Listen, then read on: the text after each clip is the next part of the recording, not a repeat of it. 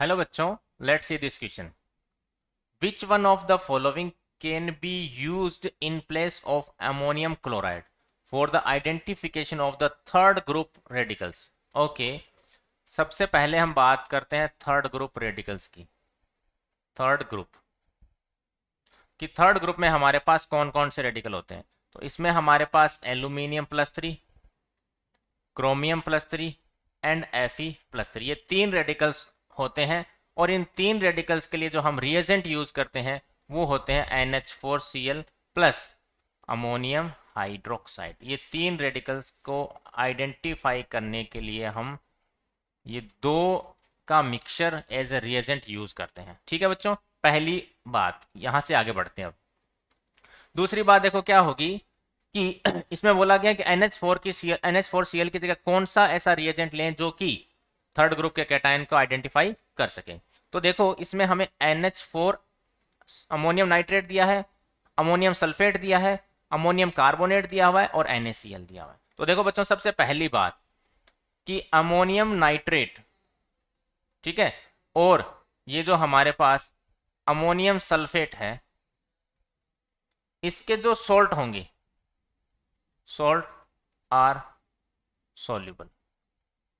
इसके सारे सोल्ट जो है वो क्या होते हैं, नाइट्रेट और सल्फेट के जो सॉल्यूशन सोल्ट के जो सॉल्यूशन होंगे वो क्या होते हैं, सोल्यूबल होते हैं. यानी एल्यूमिनियम सल्फेट, क्रोमियम सल्फेट और आयरन सल्फेट, या फिर अमोनियम नाइट्रेट, क्रोमियम नाइट्रेट और आयरन नाइट्रेट, इन तीनों के जो सोल्ट होंगे वो सोल्यूबल होंगे. तो जब सोल्यूबल होंगे तो इनको हम आइडेंटिफाई नहीं कर पाएंगे. So identification is not possible. Clear? पहली बात तो ये आई समझ में. पहली बात ये थी, दूसरी बात ये हो गई. अब तीसरी बात पे चलते हैं. और तीसरी बात में हमारे पास क्या है, देखो नाइट्रेट और सल्फेट की बात हट गई. अब है हमारे पास कि ये जो हमारा अमोनियम कार्बोनेट होता है बच्चों, ये एक वाटर सोल्यूबल होता है. अमोनियम कार्बोनेट सोल्यूबल होता है. अमोनियम के सारे कैटाइंस इनसोल्यूबल होते हैं accepting first group and ammonium carbonate. ये सारे क्या होंगे, सोल्यूबल. तो सोल्यूबल होने के कारण क्या होगा, अमोनियम प्लस बन जाएगा और कार्बोनेट -2 बन जाएगा.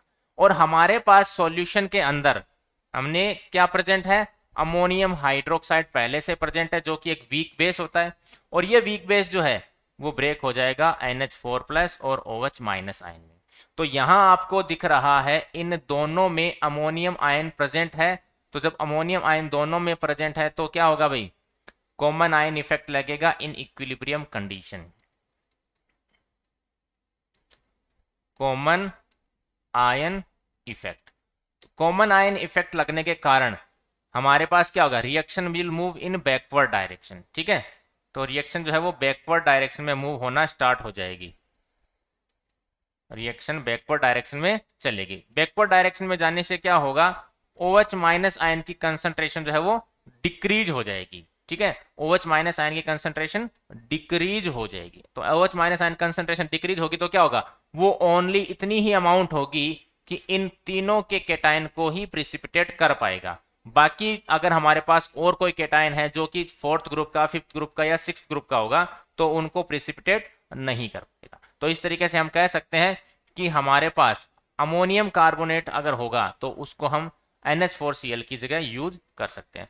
और डी ऑप्शन है हमारे पास NaCl. तो NaCl को तो हम कहीं से भी इसको यूज नहीं कर सकते. NaCl हमारे पास दूसरी पीपीटी का फॉर्मेशन कर लेगा, इसलिए हम इसको तो यूज ही नहीं कर सकते. I hope you understand the solution. Thank you very much and best of luck.